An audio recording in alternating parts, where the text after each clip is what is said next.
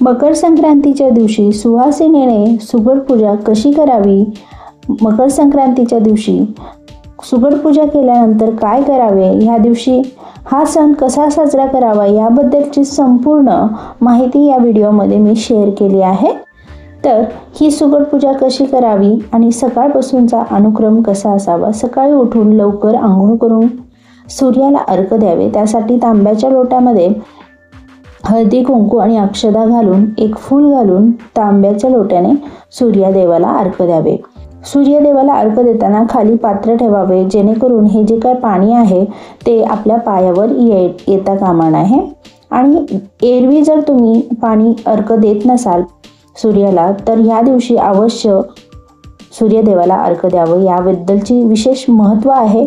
आणि यानंतर अंगणात दरवाजाच्या समोरचा परिसर स्वच्छ आणि निर्मळ करून सुशोभित करावा. दारासमोर छान अशी सुबक रांगोळी काढावी आणि उंबरठ्याला हळदीचे लेपन घालून स्वस्तिक काढावं.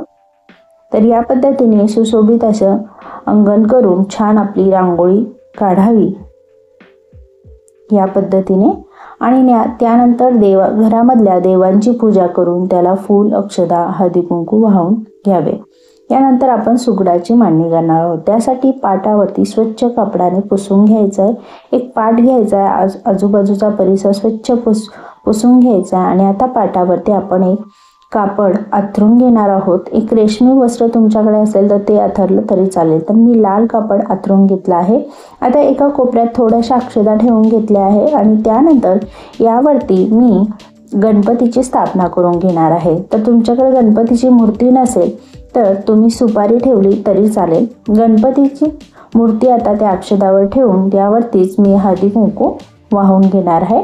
या पद्धतीने हळदी कुंकू आपण गणपतीवरती वाहून घेणार आहोत. तर तुम्ही बघू शकता या पद्धतीने आपल्या स्वतःच्या कपाळाला सुरुवातीला हळदी कुंकू लावून घ्यायचं आहे आणि नंतर हळदी कुंकू वाहून घ्यायचं आहे. आता पाटावरती सरळ एका लाईनीमध्ये ह्या पद्धतीने तांदळाचा रास लावून घ्यायचा आहे. थोडे थोडे तांदूळ आपण ह्यामध्ये टाकून घ्यायचे आहे आणि ह्या तांदळावरती आपल्याला सुगड मांडायचे आहे. तर 5 साधारणतः आपण हे असे तांदूळ लावून रास करून घेणार आहोत. आणि सर्वात प्रथम पूजा सुरू करायच्या आधी एक दिवा लावून घ्यायचा आहे. दिव्यामध्ये पांढरे तीळ अवश्य घालायचे आहे आणि दिवा पेटवून घ्यायचा आहे. आणि पूजेची मांडणी करण्याच्या सुरुवातीला सुरुवातीला लावून घ्यायचा आहे. याला विशेष महत्त्व आहे. तर दिवा लावून झाल्यानंतर आपण आता सुगडाची मांडणी करून घेणार आहोत. तर तुम्ही बघू शकता सुगडाला हळदी आणि कुंकूचे या पद्धतीने रेषा ओढून घ्यायच्या आहे.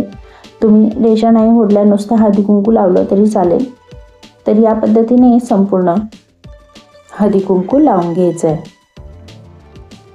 हळदी कुंकू लावून आता ही सुगडं संपूर्ण तांदळावरती या पद्धतीने ठेवायची आहे. तर 5 साधारणतः सुगडं आपण ठेवणार आहोत. याला काही भागामध्ये खण देखील म्हटलं जातं. तर आता आपण ह्या खणामध्ये आपण म्हणजे सुगडांमध्ये आपण काही सामान भरून घेणार आहोत. तर सुरुवातीला यामध्ये पांढरे तीळ आपण घालून घ्यायचे आहे. तर पांढरे तीळ या सुगडांमध्ये थोडे थोडे आपण घालून घेणार आहोत. तर या पद्धतीने मांडणी करून झाली आहे. एका कोपऱ्यात दिवा लावला आहे. आता यामध्ये थोडे थोडे पांढरे तीळ आपण घालून घेणार आहोत. पांढरे तीळ घालून झाल्यानंतर यामध्ये आता मी गव्हाच्या ओंब्या ज्या आहेत या दिवसामध्ये आपल्याला बाजारात सहज उपलब्ध होतात ते आपण घालून घेणार आहोत. गव्हाच्या ओंब्या घातल्यानंतर शेंग सोलवांमध्ये आपण वाटाण्याची शेंग घालून घेणार आहोत. त्याचबरोबर बाकीचं जे सामग्री आहे ते आपण घालून घेणार आहोत. शेंगा घालून घ्यायच्या आहेत. त्यानंतर यामध्ये बोरं आपण घालून घेणार आहोत. बोरं घालून घ्यायचे आहे. त्यानंतर बाकीचं आपलं काही सुगडांमध्ये भरायचं सामान भेटतो तो त्यामध्ये आपण सुगडांमध्ये भरून घेणार आहोत. मी ज्वारीच्या ओंब्या आहेत त्या देखील यामध्ये घालून घेतल्या आहे. बोरं घालून घेतले आहे. तिळाची लाडू किंवा रेवडी ते देखील आपण यामध्ये घालून घेणार आहोत. गाजराचे तुकडे थोडेसे ते पण घालून घ्यायचे आहे. हे बघा ह्या पद्धतीने रेवडी. आणि नंतर ऊस घालून घ्यायचा आहे. ऊस जर असेल तर तुम्ही ऊस देखील यामध्ये असं या पद्धतीने भरून घ्यायचं आहे. आणि आता याच्यावरती मी एक छोटीशी प्लेट घेतली आहे. त्यामध्ये तीळ टाकून घेतले आहे आणि हळदी कुंकू लावून घेतले आहे. आता एक विडा तयार करून घेत आहे. तर विडे तुम्ही 5ही बनवू शकता, एकही बनवू शकता. तर मी पान घेतला आहे, त्यावरती तांदूळ घातले आहे आणि सुपारी, बदाम, खोबरं आणि हळकुंड, खारीक असं विडा बनवून घेतला आहे. यावरती थोडीशी तीळ देखील मी घालून घेतले आहे. तर आता ही माझी संपूर्ण सुगडाची मांडणी तयार करून झाली. आता याला फूल वाहून घ्यायचे आहे. व्यवस्थित असे फूल आपण वाहून घेत आहोत. या पद्धतीने संपूर्ण फूल वाहून घ्यायचे आहे आणि यामध्ये समोरच आपण आता हळदी कुंकू ठेवून संपूर्ण फूल वाहून धूप बत्ती लावून घ्यायची आहे आणि या पद्धतीने सुगडाची मांडणी सकाळी आपल्याला ही करून घ्यायची आहे. आता ही दिवसभर तशीच असू द्यायची आहे आणि संध्याकाळच्या वेळेस आपण आता ही सुगडं हलवणार आहोत.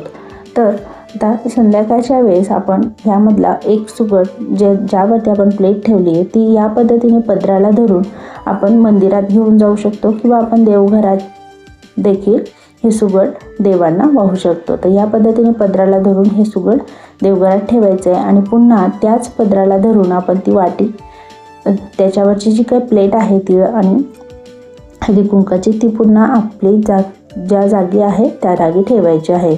आता दुसरं सुगड पुन्हा पदराला धरून आपण तुळशीला देणार आहोत. तर या पद्धतीने पदराला पकडून आपण ते तुळशीजवळ ठेवणार आहोत.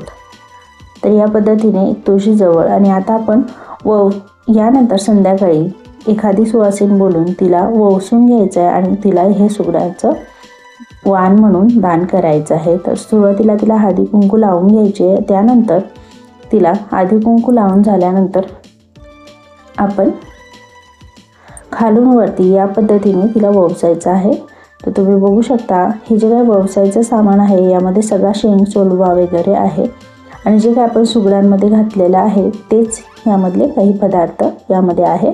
तर खालून वरती या पद्धतीने 5 वेळा हे वसायचं आहे. वसताना मला बोलायचं आहे की रामाचा वसा, सीतेचा वसा, जन्मोजन्मीचा वसा, असं रामाचा वसा, सीतेचा वसा, जन्मोजन्मीचा वसा असं 5 वेळा बोलून हे वसून घ्यायचं आहे.